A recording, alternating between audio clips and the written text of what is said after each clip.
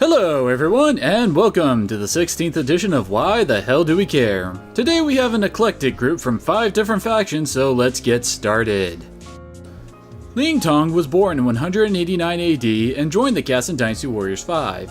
He is an officer of Wu who in-game joins up as early as Sun Tzu's campaign to conquer the Wu territory. A lot of his story is shared with Gan Ning. As I believe I mentioned in Gan Ning's segment, Ling Tong's father was killed by Gan Ning in battle, so of course Ling Tong hates him for it. And because life hates him, they are usually paired up to work together. Over time, they become friendly rivals with poor Lu Mong caught in the middle trying to deal with them. Ling Tong is the more level-headed of the pair and normally keeps his cool, while Gan Ning is the hot-blooded one who just wants to take every problem head-on. He is the resident nunchucker of Wu, but in 8 he switched to a 3-section nunchuck called Sanji Gun. So let's see how many nuns he can chuck. Ling Tong is a technique type and holy crap is his S-string fast. I think it only takes 2 seconds to do, which actually makes using specific charge attacks kinda challenging. His C3 EX attack is a pretty extensive combo with some added fire damage in the EX attack, so it's pretty darn awesome. His C4 involves boomerang nunchuck, so that definitely earns some style points. His C5 has surprisingly little range to it since it is just a pair of kicks to a launcher. His C6 has him compete against Wei Yan in the breakdance fighting competition. His ground R1 hits in a pretty wide area a few times, and his aerial is a ground pound combo. His Miso is a pretty cool throw, so it is unblockable, but you gotta be careful how you aim it in groups. His passive is Stamina, which heals you every 100 KOs, again nice but not vital. I like Ling Tong. Probably helps he is paired up with Gan Ning, but on his own he is ridiculously fast, which makes getting to his higher charge attacks easier than most, as long as you can control them well. A couple of his charge attacks are lackluster, especially in the range and crowd clearing department, but when it comes down to focusing on one guy, he is pretty darn deadly. Sima Shi joined the caste in Dynasty Warriors 7, and was born in 208 AD. He is the eldest son of Sima Yi, who shared regency with Cao Shuang over the young emperor of Wei Cao Fang. During Sima Yi's coup against Cao Shuang, Shi and Zhao contributed to their father's ploy of faking illness to lure Cao Shuang into thinking he was weak. Historically, he had a malignant tumor near his eye, but in-game he wears a mask to hide a wound he got from an assassin sent from a grown-up Cao Fang who feared the Sima family's influence. After the assassination attempt, Sima Shi deposed Cao Fang and replaced him with Cao Mao. Unfortunately, his health quickly deteriorates after he is wounded, and he passes the mantle of leadership to Sima Zhao upon his death. He is much more ambitious than his brother and also has a strange obsession with meat buns. So let's see how Sima Shi's rapier style compares to Liu Shan. Sima Shi is a technique type and follows in Liu Shan's style's footsteps. Again, his S-string is ridiculously fast, making controlling your charge combos difficult at first. His C2 EX attack is pretty badass, with the initial knockup leading to a multi-hit combo and wide area finisher. His C4 hits in a really wide area in front of him for some good crowd control. His C5 has terrible range, so I say just stick to C2. His C6 is an alright lunging attack. Its range is pretty short, but his own forward movement increases the range. His ground R1 is a pretty kick-ass throw combo, and his aerial is a wide-hitting 2-stage attack. His Miso has him create a large eruption of dark energy in front of him that hits multiple times. However, the center is kinda far away, so really close enemies won't feel the full effect. His passive is Impact, which refills the Miso gauge every 100 KOs. And it's even more situational than Ling Tong, since Miso refills pretty quickly when swapped out anyway. I will admit to not being a fan of the rapier style, but Sima Shi definitely makes it look cool with his personal attacks, and those alone give me a bit of an urge to play as him.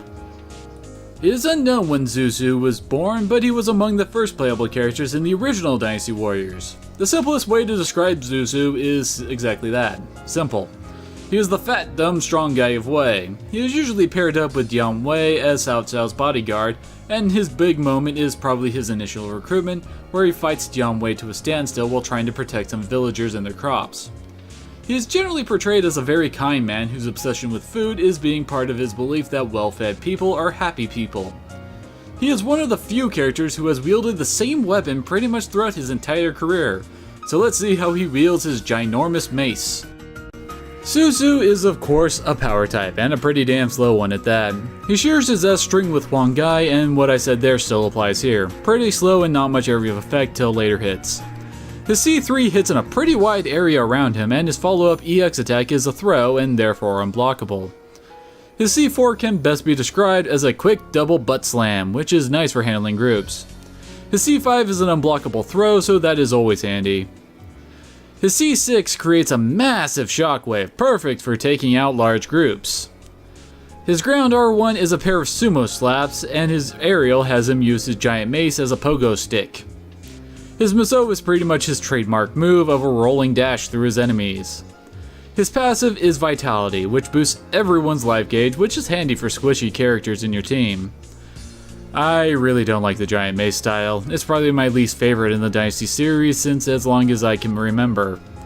It doesn't help that Zuzu is a really slow character, so you have to swap off of him if you want to get anywhere in a decent amount of time.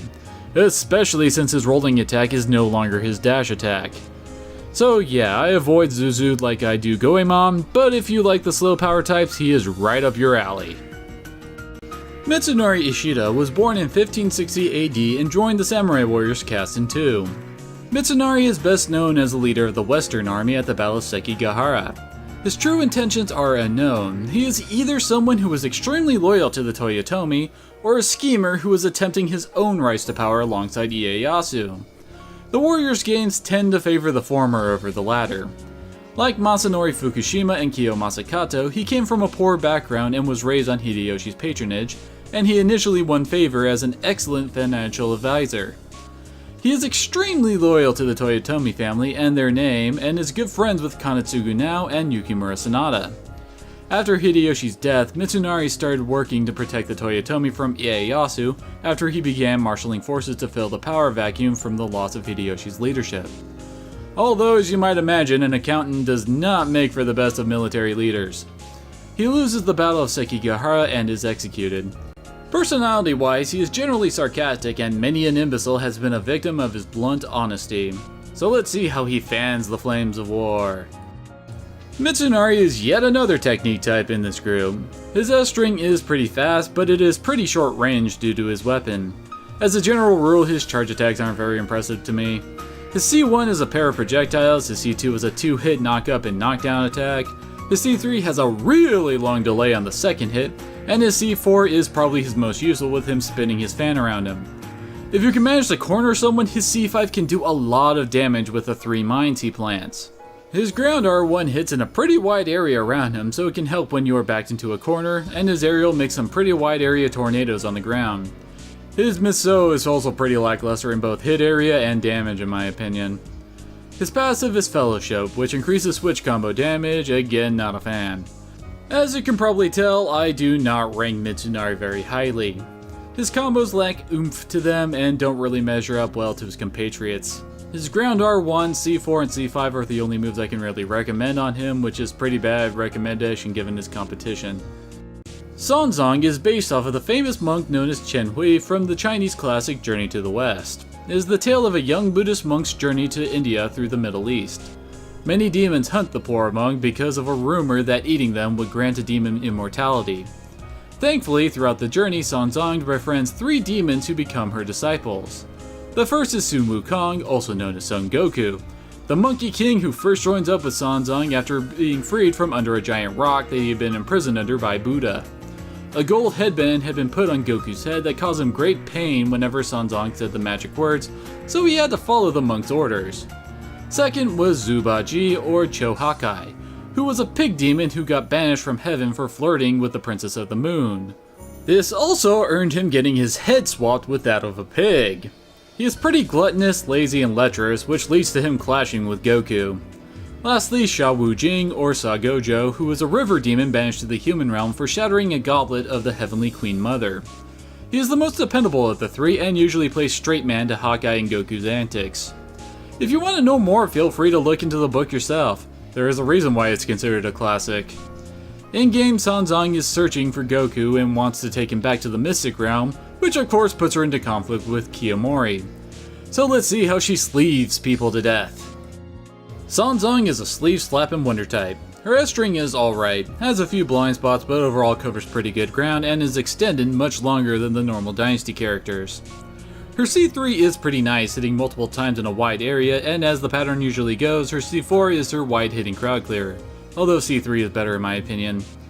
C5 is a nice, quick, and flashy launcher, and C6 is her C4 on steroids.